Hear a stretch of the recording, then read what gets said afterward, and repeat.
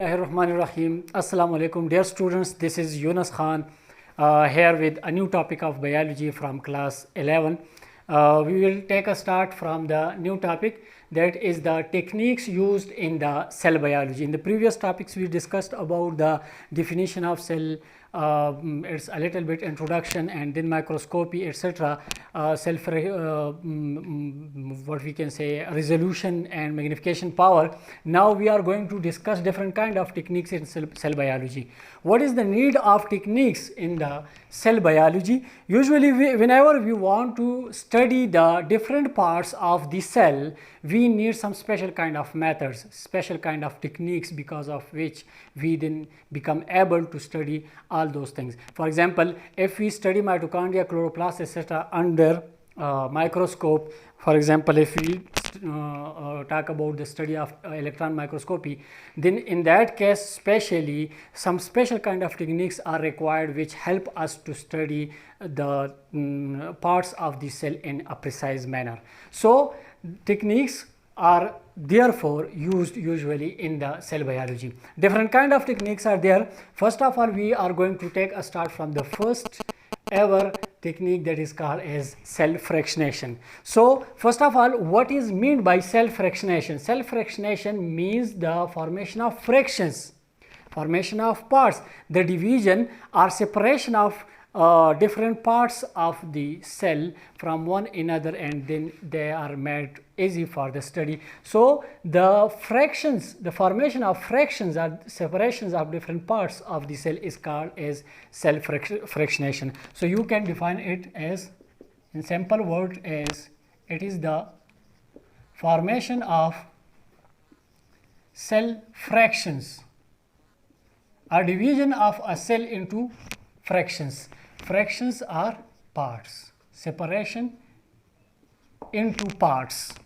So the formation of the cell fractions are separation of a cell into small parts, into division into its parts, that is called as cell fractionation. Usually the cell fractionation is used for to make the organelles of the cell isolated from each other, and they are then made easy for to be studied. So here the cell fractionation is further studied into different steps.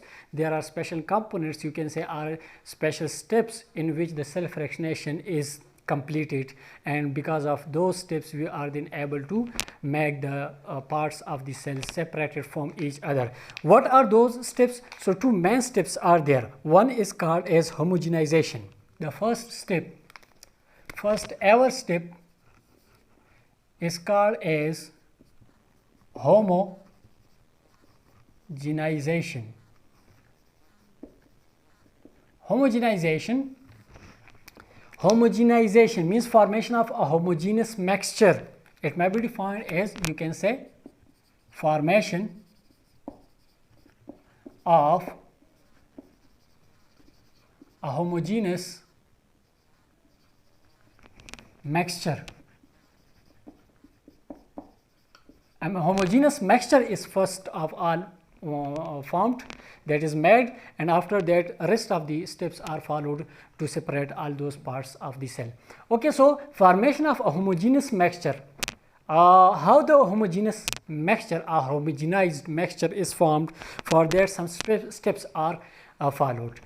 First of all, in the first ever step, we do what? We take a tissue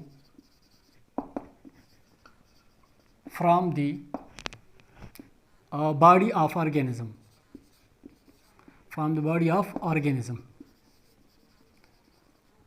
we take a tissue from that organism whose cell parts are taken under consideration, which are kept under study. So that organism is used to separate a tissue from that, and that tissue is separated to be used for formation of homogeneous mixture. Then in the second step, what happens?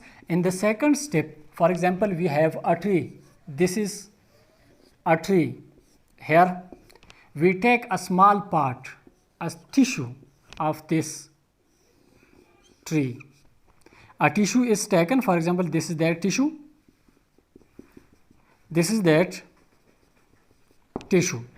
This tissue is usually taken and then that is ground, that is undergone a process of grinding. It is ground up and is divided into small pieces, and then it is converted into a homogenized solution. So here what happens, this tissue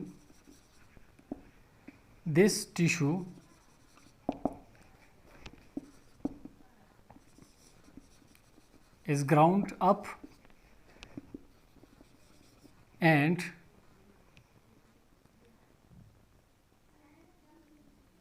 is mixed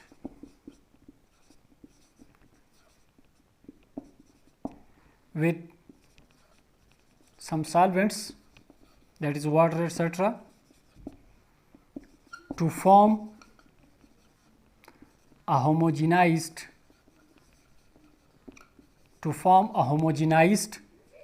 mixture having a particular ionic concentration,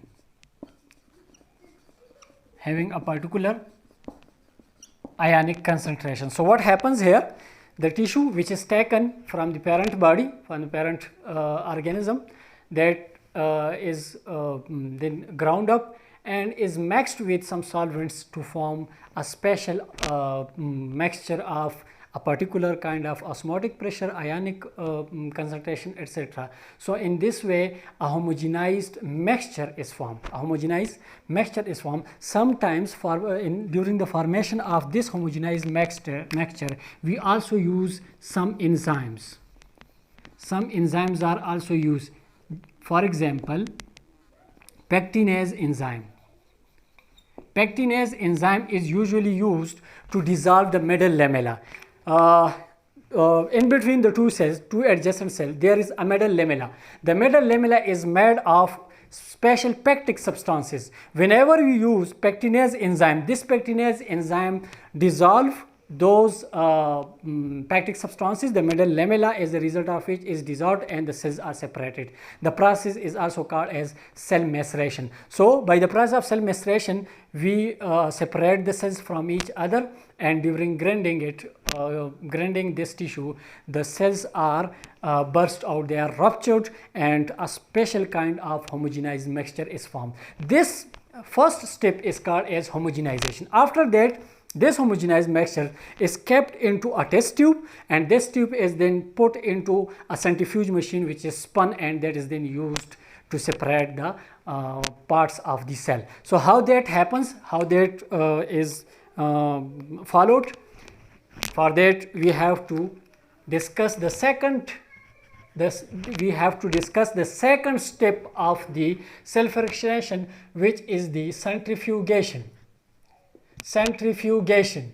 Okay, so centrifugation is a special step with the help of which we do what? We use a centrifuge machine with the help of which the different parts or cell organisms are separated from each other. So how this is taken place? Centrifugation is a process in which you can define it. Centrifugation is a process in which the centrifuge machine is used to separate different particles of having different size and densities with the help of centrifugation force. So you can, if you want to define, so you can define it. Centrifugation may be defined as the process through which homogenized solution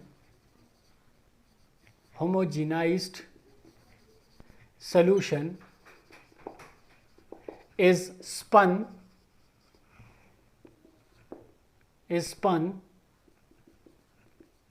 with the help of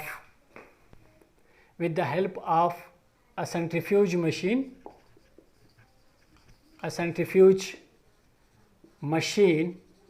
and as a result of which different parts of the cells are separated by the application of centrifugal force. So centrifugal force acts here upon the different parts of the cell inside the homogenized mixture, and those parts are then separated from each other. How these parts are separated, how the centrifugation takes place? So for that, again, there are two ways. The centrifugation is completed into two ways. That may be performed with the help of density gradient centrifugation and differential centrifugation. These are the two ways with the help of which we separate different parts. So there are two things, there are two steps. One is the density, one is the density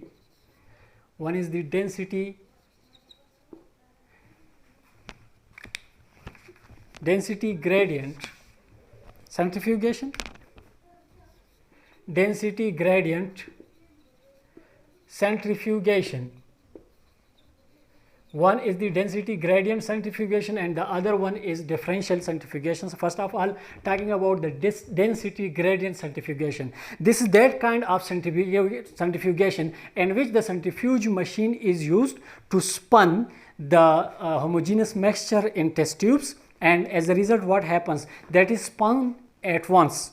That is spun at once at a particular speed, as a result of which the parts inside, for example, this is that test tube, this is that test tube. Here what happens, the different parts inside the test tube are separated with using their sizes and density. How? The larger particles, the particles with larger size and high density, they are at the bottom of the test tube. Then smaller particles, the smaller particles having small sizes and low density, they are at the middle, and those particles which have the less smaller size, the most smaller size as compared to the smallest size and lowest density, they are at the top. So here different layers are formed, different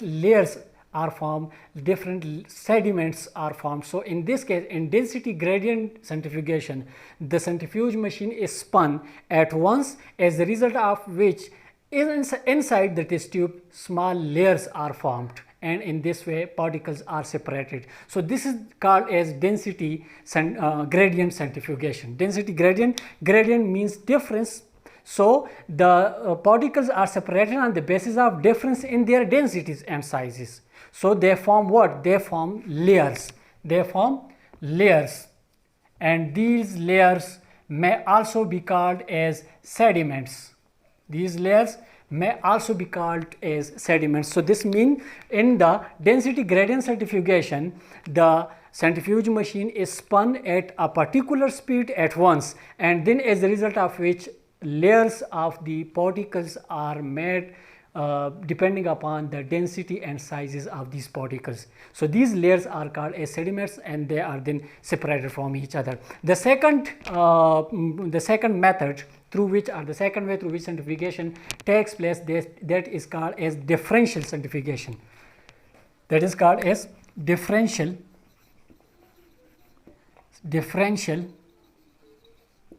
centrifugation. Differential centrifugation. Now what is differential centrifugation? The differential centrifugation is a little bit different from the density gradient centrifugation, because here what happens, the centrifuge machine is spun but at different speeds. First, the centrifuge machine is spun at a relatively low speed. So then that is spun at a relatively high speed and then at a very high speed, and in this way different particles of different sizes and density, they are separated. So different steps. This differential centrifugation is further performed, that is completed into a few steps. During first step, what happens?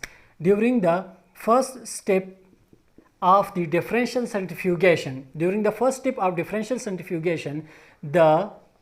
the centrifuge the centrifuge machine or the centrifuge is spun. The centrifuge having that tube filled up with the homogenized mixture.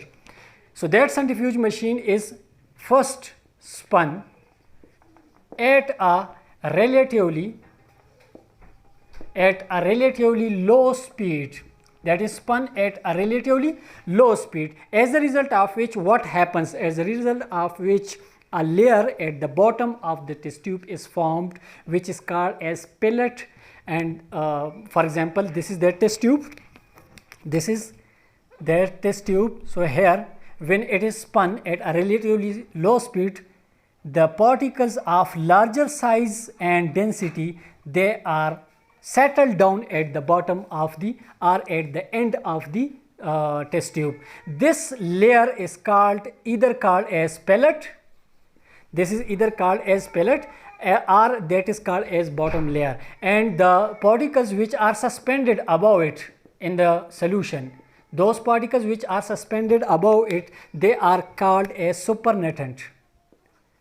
They are called as supernatant. So the pellets, they are separated and the supernatant presents are suspended in the solution, that is again subjected to the next relatively high speed of the centrifuge machine. So during the first step, the centrifuge machine is spun at a relatively low speed, because of which the particles of high density, they are separated, forming pellet and leaving supernatant at the just above it. Okay, so here those particles which are of high density and they are separated, they may be in the form of whole cells. For example, whole cells are of high density. Along with that, nucleus is also denser, more denser. So nucleus and whole cells are separated during this first step of the differential centrifugation. During second step, when the pellet that is removed, means these particles are when removed, rest of the homogenized mixture is then spun at a relatively high speed, that is spun at a relatively high speed, as a result of which another pellet is formed, and the particles of moderate size and relatively low density, they are separated here in this case. And mostly those particles which are of moderate size and they are of low density, relatively low density, they may be in the form of mitochondria. For example, mitochondria and chloroplast, etc. So these things are separated in the second step of the differential centrifugation. And the third and last step is the rest of the supernatant present in the centrifuge in the homogenized mixture, that is spun again but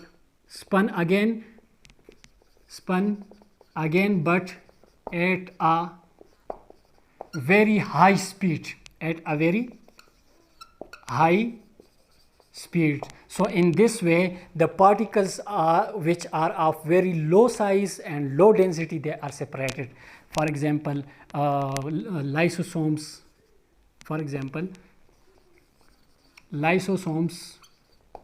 vacuoles, small vacuoles, etc.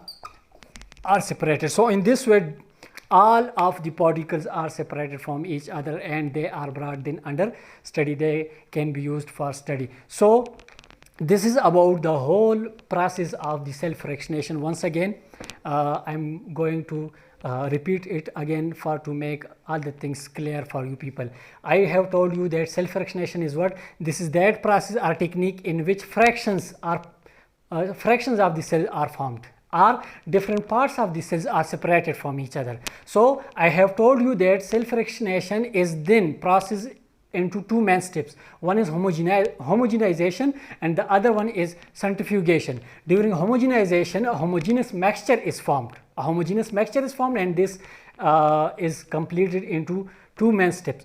During the first step, a tissue from the parent organ is taken. A tissue is taken, then next step follows grinding of this tissue.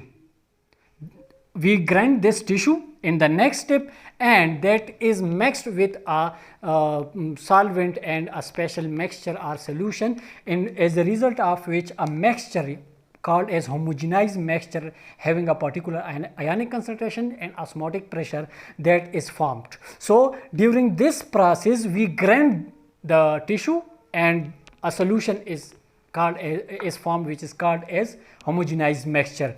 I have told you that other than the grinding of the tissue, we can also use some special kind of enzymes. For example, pectinase. I have told you that in between the two cells, these are two cells, in between the two cells there is a cement, a layer that cements these two cells. This cement is called as metal lamella. This is called as metal lamella, and metal lamella is formed of pectic substances. Pectic substance, for example, calcium pectate, etc. So we use enzyme pectinase. The enzyme pectinase do what? It dissolves the pectic substances or metal lamella. When the metal lamella is dissolved, the cells are separated from each other, and the separation of the cells in this way or loosening of the tissue in this way is called cell maceration. That is called as cell maceration. So the cells can also be separated from each other using enzymes, and also we grind the tissue, so as a result of which the cells are ruptured and a homogenized mixture is formed. Similarly, centrifugation follows.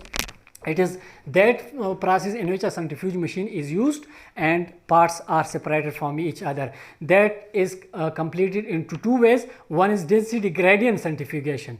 During this process, we do what? We spun the test tube or centrifuge machine at a particular speed at once, and different layers of particles having different densities and sizes, that layers are formed. Each layer is called as a sediment, and these are then separated. If we follow the second method of centrifugation, that is called as differential centrifugation, so this is completed into three main steps. During first step, the centrifuge machine is spun but at a relatively low speed. So when it is spun at a relatively low speed, the whole cells are nuclei, etc., which has high size and high density. Large size and high density, these are separated, they are settled down, they are called as pellet, and the rest of the organisms which are suspended here above it are called supernatant. So these large size particles or organisms are separated during the first step. During the second step, rest of the homogenized mixture is spun at a relatively high speed, as a result of which mitochondria, chloroplast, like organisms that have a little bit moderate size and a little bit low density, they are separated from the homogenized mixture. Rest of the homogenized mixture is spun again in third step, but at a very high speed. So the particles are organisms of very small size and lowest density, they are separated, and in this way all of the particles and organisms are separated from each other. And when these particles or organisms are separated, they are then easy to be studied with the help of microscope. Okay, so this is about the today's topic, that is cell fractionation, that is completed. Next method or next technique will be done in the next oncoming lecture, inshallah. If you have any kind of question, you can ask me in comments. Inshallah, I will try my best to answer those questions. So thank you very much, and till next video, Allah Hafiz.